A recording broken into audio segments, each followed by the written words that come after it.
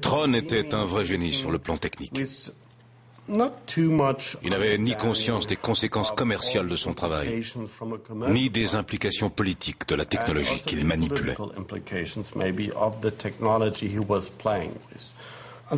Malheureusement, il s'est rapproché de gens qui jouaient un jeu pas très clair, de gens défendant les intérêts d'entreprises de médias. Quand Tron a été tué en 1998, beaucoup de hackers ont ouvert les yeux après cette histoire. Pour eux, cela voulait dire que certaines affaires peuvent avoir un tel impact pour les gouvernements ou pour les grosses compagnies qu'ils sont prêts à envoyer des assassins pour vous tuer. Tron n'est pas un exemple unique. C'était déjà arrivé 10 ans avant avec Karl Koch, qui était impliqué dans des affaires avec le KGB.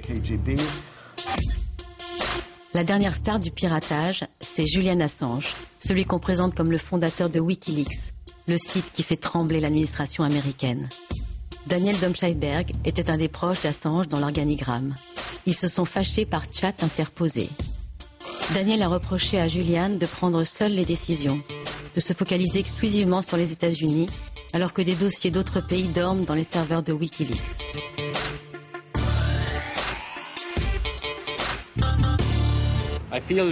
J'ai l'impression que Wikileaks veut faire trop de choses à la fois, ce qui peut devenir dangereux en soi.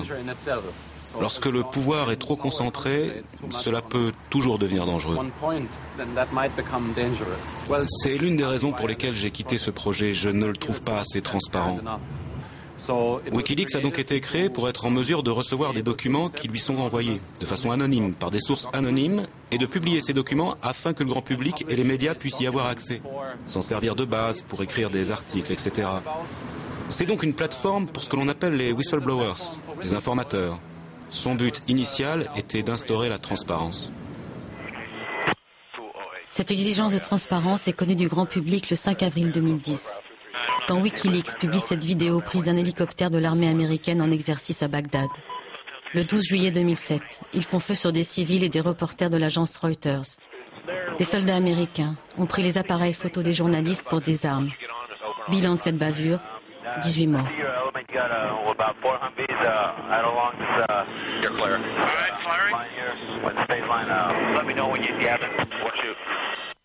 Light them all up. 202 traffic, 260. Come on, fire. Hey, Roger. Keep shoot. Keep shoot. Bushmaster 2-6. Bushmaster 2-6. We need to... I gotta do is pick up a weapon. Je m'intéresse à la liberté de l'information depuis très longtemps et je pense qu'il n'y a rien de plus important dans ce monde que l'accès libre à l'information, afin que tous nous puissions nous forger des opinions qui soient argumentées. C'est la valeur fondamentale sur laquelle Internet repose.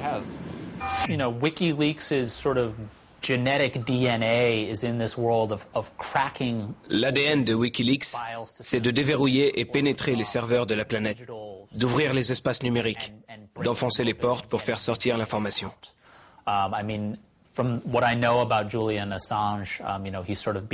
Julian Assange a commencé sa carrière comme l'un des meilleurs hackers du net. C'était une figure légendaire.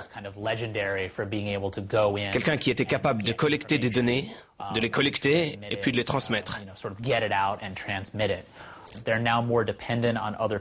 Aujourd'hui, ils dépendent d'informateurs extérieurs qui leur font remonter des documents.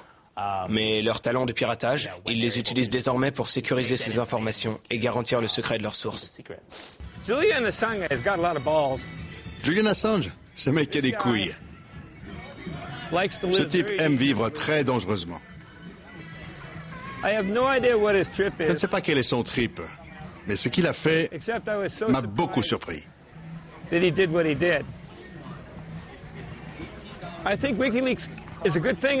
trouve que Wikileaks est à la fois une bonne et une mauvaise chose. Et je pense que Wikileaks doit être plus conscient de l'impact de ces révélations. When it's leaking this information, because Parce qu'en général, quand on balance des noms, ça peut coûter la vie à certaines personnes. Il n'y a pas de doute. C'est une situation explosive. L'ère de la bidouille peut-elle résister à des ordinateurs qui fonctionnent de mieux en mieux? Et si l'omniprésence des hackers n'était qu'un chant du cygne? Il est important d'avoir encore des gens qui apprennent les bases de l'informatique. Les vrais hackers ne demandent qu'à connaître ces bases. Ils veulent en savoir le plus possible. Et j'espère que ce goût pour l'apprentissage perdurera. Quand j'ai parlé à Bill Gates... Bill Gates, deuxième fortune mondiale, pionnier de l'informatique et fondateur de Microsoft le 4 avril 1975. Quand j'ai parlé à Bill Gates pour le 25e anniversaire de Hacker, il m'a justement fait un laïus à propos du fait que plus personne ne programme à partir des lignes de code qui sont la base du langage informatique. Plus besoin, il y a des outils pour faire ça, et ils vous permettent de bosser directement au niveau supérieur. Pourtant, il faut bien que quelqu'un conserve ce savoir. Comment progresser si on a perdu les bases? Je me rappelle d'énormes sites, quand j'ai commencé Internet, où il y avait énormément d'infos sur le hacking, qui n'existe plus, et on n'a plus de sauvegarde, on n'a plus rien dessus. On est dans une société de l'information, mais où tout peut être effacé instantanément au niveau de l'information, ce qui est quand même super paradoxal. Donc, et on n'a toujours pas trouvé de vraies solutions à la sauvegarde. Comment les universitaires et les médias parleront des hackers dans 50 ans? C'est difficile à dire. C'est difficile à dire parce que l'Internet évolue tellement vite. Il est tout à fait possible que dans quelques dizaines d'années, les gouvernements et les multinationales disent « Hey, tu te rappelles ces sales gosses qui foutaient la pagaille ?»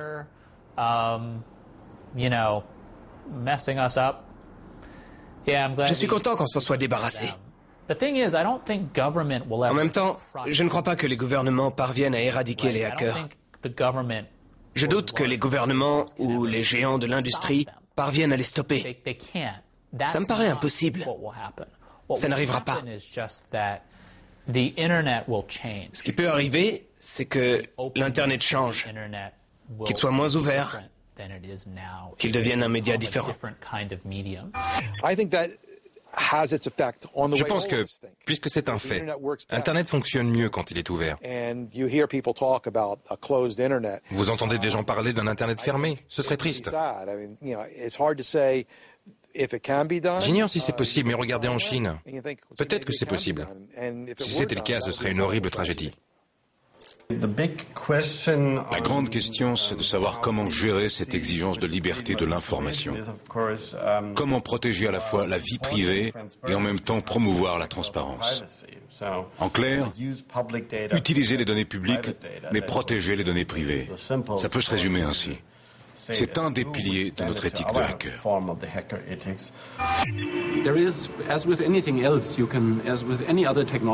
Le piratage, c'est comme toutes les autres technologies.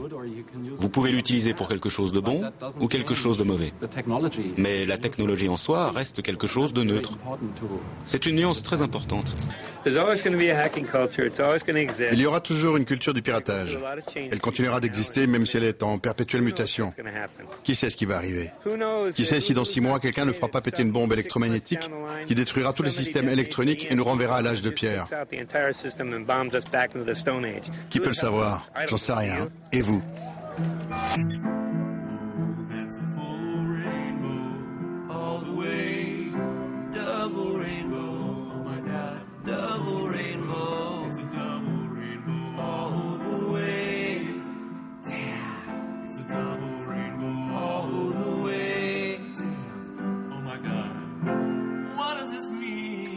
So bright, so vivid. Double rainbow, it's so intense. What does this mean? It's starting even look like a triple rainbow.